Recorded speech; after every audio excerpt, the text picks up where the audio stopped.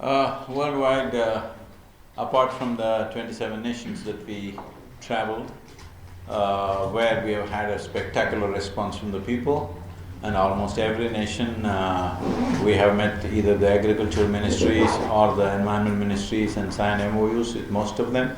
Apart from that, 74 nations have made declarations that they will take this, we have made a policy handbook. 193 policy handbooks we made, unique ones for each nation depending upon its latitude, latitudinal position, soil types, economic conditions and agricultural traditions. We made 193 different ones which we have presented at COP15, and as a fundamental policy, everybody is in agreement.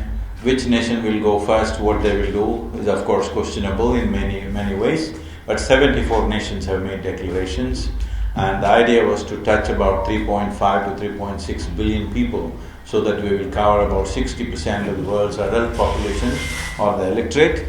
According to yesterday evening social media metrics, it looks like we have touched about 2.8 billion people without taking WhatsApp into consideration, because WhatsApp is not in our measure. So this is where we are, and today I'm in Mumbai. It is, I have not seen the mileage from where I was to here, but when we entered Mumbai, it is 25,680 kilometers we have done in the last 82 days. And this is, if I have to count this as an event, this is 534th event. Sir, mic. You want to say? Yeah. Firstly, sir, congratulations. I keep following you. My two questions: where do you get so much of energy and inspiration to do all this? And also, what is your message for the common person for saving the soil specifically? What can I do? What can he do? So about the energy, well, the whole cosmos is a living energy. Nobody is stopping you. There's no tax on it. You can take as much as you want. But why have people made themselves into closed doors that they feel depleted all the time? So this is what the word yoga means. Yoga means union. You're plugged in with creation and the source of creation. If you are plugged into creation and source of creation, would you ever think of lack of energy? There wouldn't be such a thing. So this is why last 40 years we've been trying to put this across to people, something called inner engineering, so that you can plug into the existence. Apart from that, in terms of what can common people do, nobody is common. When you must go and see them in their workplaces, in their home, they're all very special people. Only when it comes to doing something, they will become very common, because then you will go home and fix your garden. In Mumbai city, your garden may be 2 pots, one tulsi and one something, all right? So that's very cute of you, but that is not going to be a solution. The agricultural soils in the world has reached a place where not a single nation, not even one nation on the planet, has the minimum 3% organic content as an average, not even a single nation. So the highest that we have is in Northern Europe, which is about 1.48%, Southern Europe is 1.1%, United States is 1.25%, Africa is 0.3%, India is 0.68%. Below 1% is considered desertification. We are already there. So this needs urgent action, and action has to be large scale. It can only be done by government policies. Policies are needed to fix this. Incentive-driven policies are needed. We have spoken to your Chief Minister and the Environment Minister and a few others. Everybody is very enthusiastic, and they will definitely take the policy up. All the other states we have passed through, Gujarat, Rajasthan, central government of course, and UP and Madhya Pradesh, all of them have signed MOUs expressing their clear intent about making policies for their states. As I said, 74 nations have already committed to this. I have no doubt anymore, because we have moved 2.8 billion people. It's never happened like this. So I have no doubt whether it will happen or not. Now the concern is only speed. At what pace will it happen? So if all of you keep the message up, I think it will happen fast enough. It's important it happens in this generation. Sir, आप इतने सारे देशों की यात्रा किए, अपने देश में भी केंद्र और राज्य सरकारों से मिले, क्या आपको लगता है अपने देश की जो केंद्र सरकार है या राज्यों का जो रवैया है वो किस तरह से देखते हैं आपके जो कैंपेन है उसको लेकर? Both the central government, because central government doesn't have a geography of its own, so the land is always in the hands of the state, but farming is in the state governments. Center will definitely make a recommendation. We've already given the policy handbook. We've made a policy handbook like this for all the 193 nations, different ones for each one based on latitudinal positions, economic conditions, soil types and agricultural traditions of those nations. So we made that for India also. So central government will only make recommendations. It's the states which have to actually get action on the ground.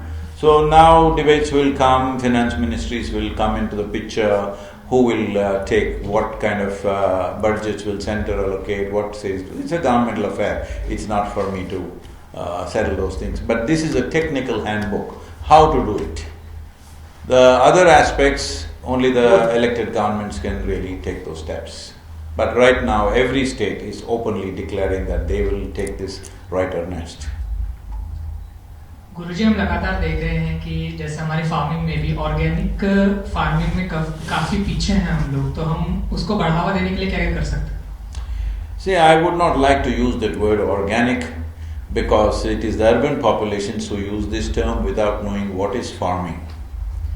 Right now, I want you to understand, if you take away all the fertilizers and chemicals from farming this day, our food production will come down to 25% of what it is right now. That will be the worst disaster in the world. So let us not talk these things. This word organic is an irresponsible word as far as I am concerned, because it doesn't specify anything. Urban populations who have never done any farming in their life give recommendations to farmers. Leave the farmer alone to do his farming. I am asking you. See, because this is an image that people have, that farmer is simply throwing fertilizer. Why will farmers simply throw fertilizer when it is so expensive? Is he going to simply throw it because it's his hobby? No, it's very expensive. He is doing it because right now the land is in that kind of condition. If you do not put enough fertilizer, nothing will come out of it. So let's not talk organic farming. Let us increase the organic content in the soil. As the soil becomes richer, the usage of fertilizer will naturally start sliding down. It may slide down in 6 years, 8 years, 12 years, 20 years, it doesn't matter. But it must slide down naturally. The soil strength should be such, it should not need much fertilizer. If it needs any, it must be more like a doctored kind of application. Like right now, if you're eating healthy food, you're a healthy young man, but suppose you go to the doctor, he says your calcium levels are low. He gave you a pill, maybe for 3 months. Just like that, you should address the soil, because soil is a living entity just like you, or more than you, because it is the foundation of our life. Hi Sadhguru, Khushbu Tiwari here from ET Now, sir.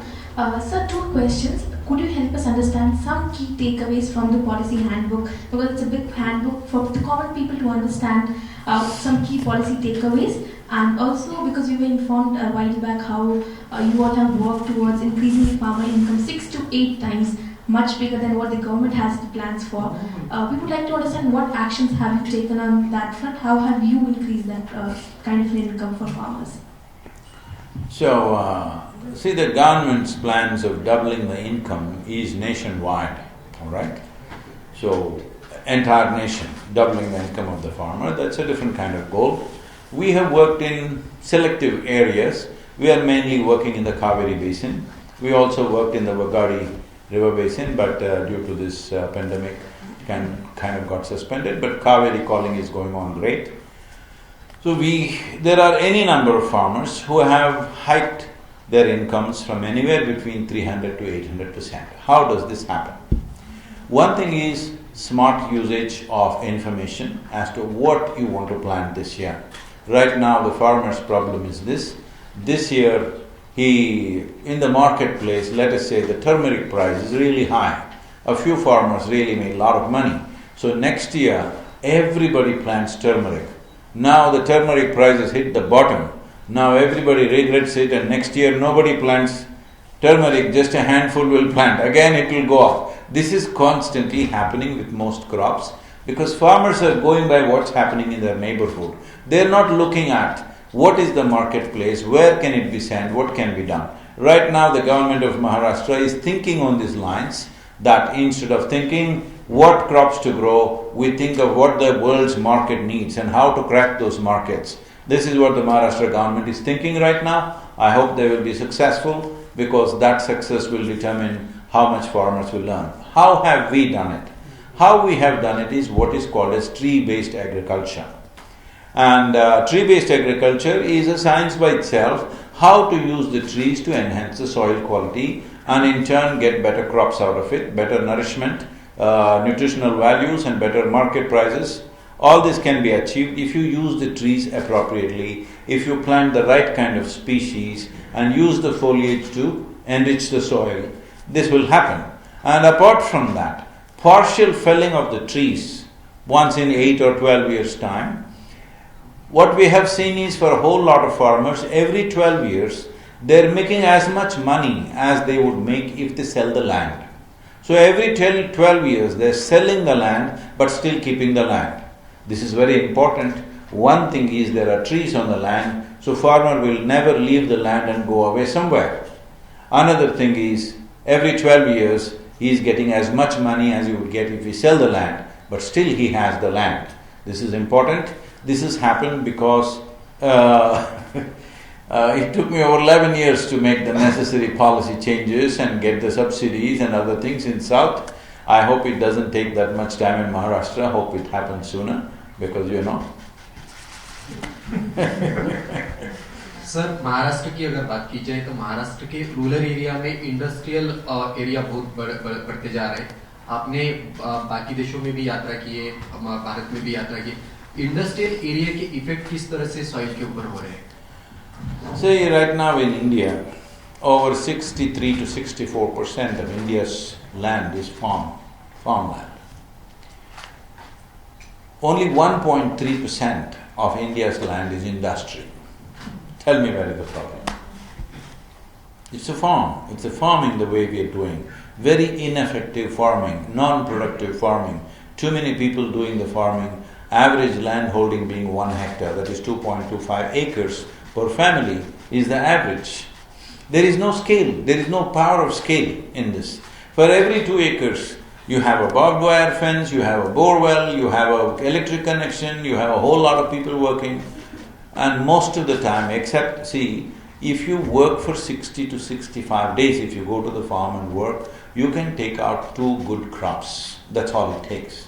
But 365 days the farmer is going to the land just to prove it's his land. Every day he has to go there. But this land has belonged to him for generations. But still he has to go there and prove this is my land on a daily basis. Or he goes there to just to turn on the switch of the pump or something else like that. If we integrate this properly, we are doing right now in the form of farmer producer organizations. We have one of the most successful farmer producer organizations in the country. By putting the farmers together, within 4 years, the farmer producer organization received an award, which is run by us in Coimbatore. We right now have 23 farmer producer organizations. Their incomes have gone up in about 3.5 years' time. 250% income rise has happened. One of the simplest thing is negotiations. It's just more educated people are on the phone negotiating prices as where to send the produce, what to do. Just that itself can many times increase your income by 100%. Just taking it where you want, rather than just dumping it in one place where somebody else dominates the situation.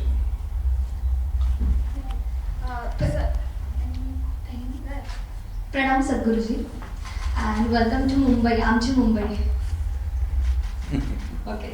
मेरा सवाल यही है कि chemical fertilisers मिट्टी को हानि पहुंचाते हैं, ये हमने देखा है, लेकिन बिना केमिकल फर्टिलाइजर्स के पर्याप्त मात्रा में फसल नहीं आती, ऐसा किसानों का मानना है. तो इसमें हम सुवर्ण मध्य किसानों के लिए क्या कह सकते हैं? आप क्या हो सकता है सुवर्ण मध्य? See, right now you're living in Mumbai.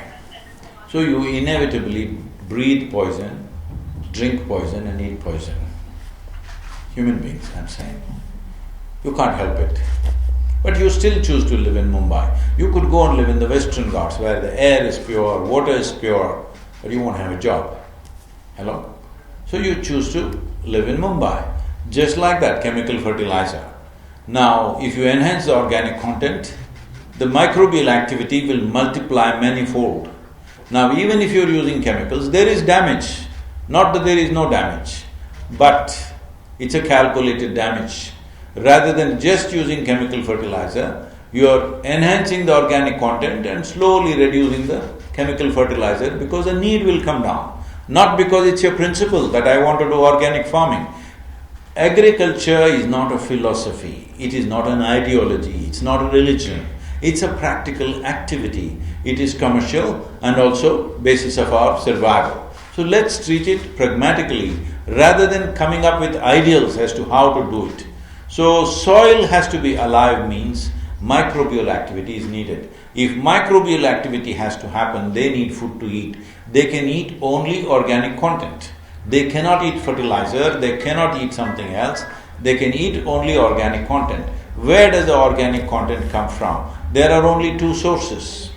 Not just upon this planet, in the known universe, there are only two sources, plant life and animal life. There is simply no other source of organic content.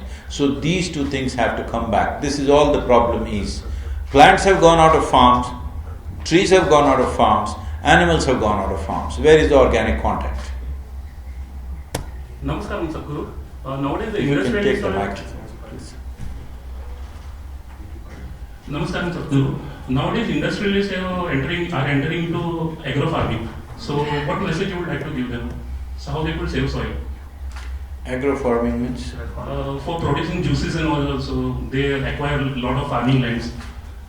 Oh, you mean the agro industry? Agro industry, right? See, personally, I will never drink a juice that comes from a can, but that is my choice. Not everybody can afford to have that choice, maybe. People have to drink it because they're in different kinds of places. To some extent, it needs to happen because otherwise the farm produce directly falling into the market as a perishable item is one of the biggest problems for the farmer because it's a perishable item. Say, if you bring oranges to me, if you're a farmer, all I have to do is just say, wait, I'll take it tomorrow. Finished your. You understand?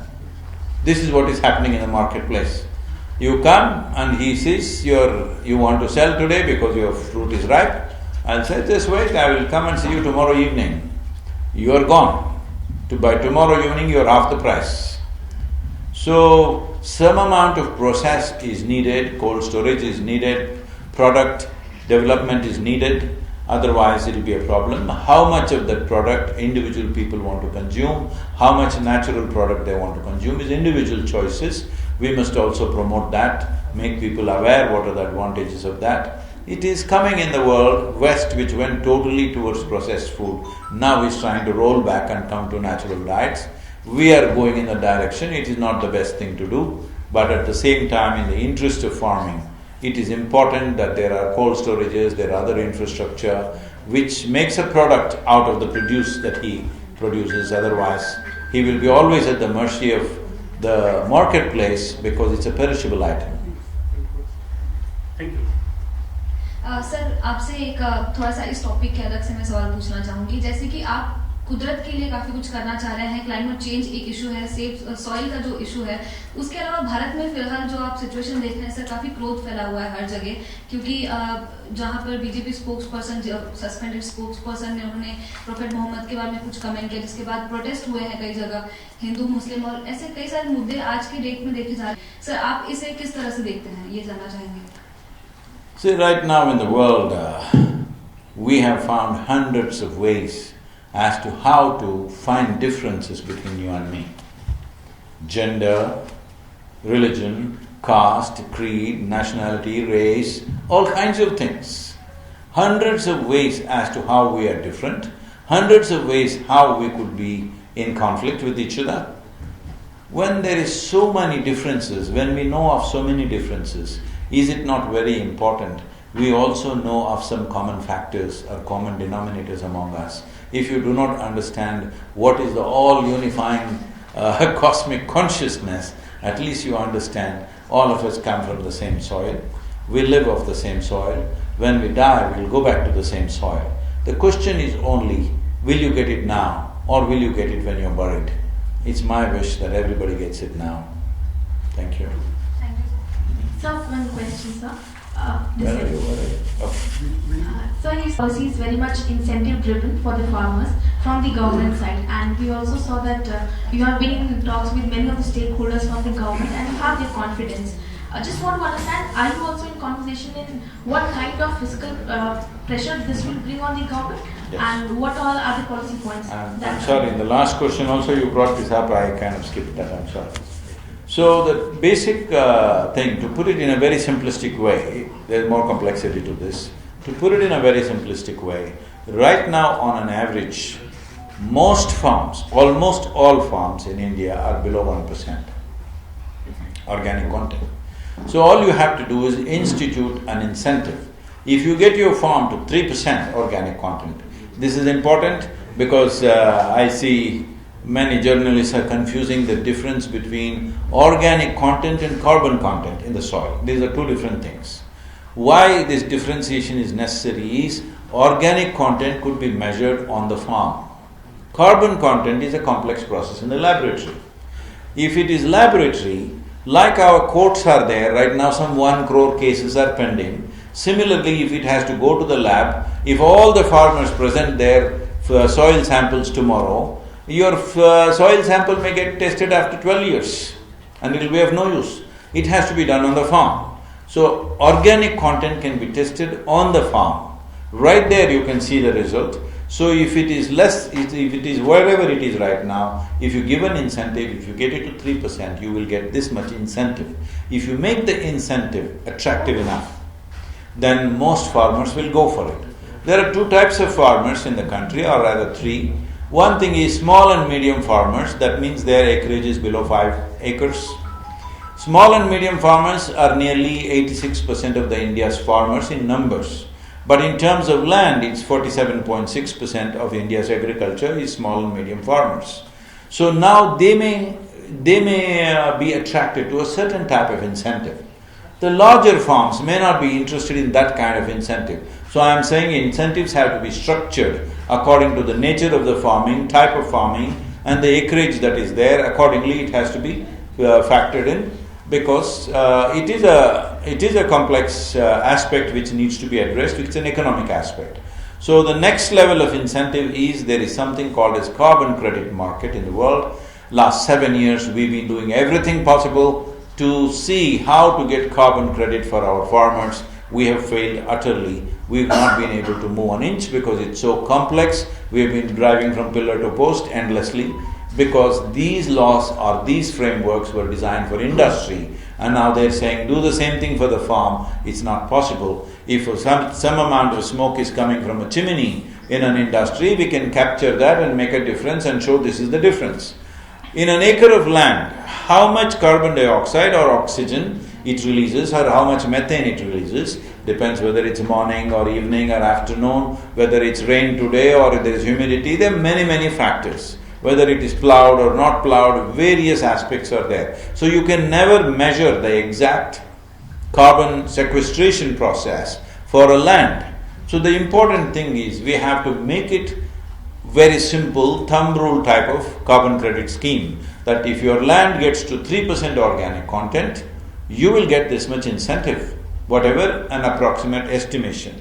Right now in the world, the discussions and debates are going on in international fora that a minimum of $28 to $100 is what they're negotiating per acre. So if this kind of incentive comes to our farmer, this will be the second level of incentive. The third level of incentive is, if, let us say, it's mango season, I can't use any other example. If a mango is coming from 1% organic content, what are the nutrient levels that are there in it? If it comes from 3% organic content field, what are the micronutrients available in this? If you, these are This science is already available. We don't have to do anything fresh about it. If this much extra micronutrient is there, what are the health benefits? What are the preventive health benefits? What are the benefits in terms of reducing the stress on healthcare systems in the country, and number of man days gained by this, more healthy and more creative people, how the country and the state will benefit? All this data is there. So naturally it must sit on a higher shelf in the marketplace. So if you want to eat a mango that comes from 3% organic content field, you may have to pay 5% or 10% more. But the important thing is, instead of eating 3 mangoes, if you eat 1, you got the same nourishment. Let's say it comes from a 6% field. Now, instead of eating 6 mangoes, you can eat 1 mango. That is the benefit you have. So naturally it will cost a little more. So this is how the farmer will benefit. Initial government incentive, carbon credit schemes which the businesses and industry must crack. And the third one is in the marketplace it must be recognized as to where it comes from, rather simply naming it as organic. See, if you go to the marketplace today, they say this mango is organic. What is the other one? Is it inorganic? Is it made of plastic? What is it? I'm saying it's just a marketing term, it doesn't describe anything.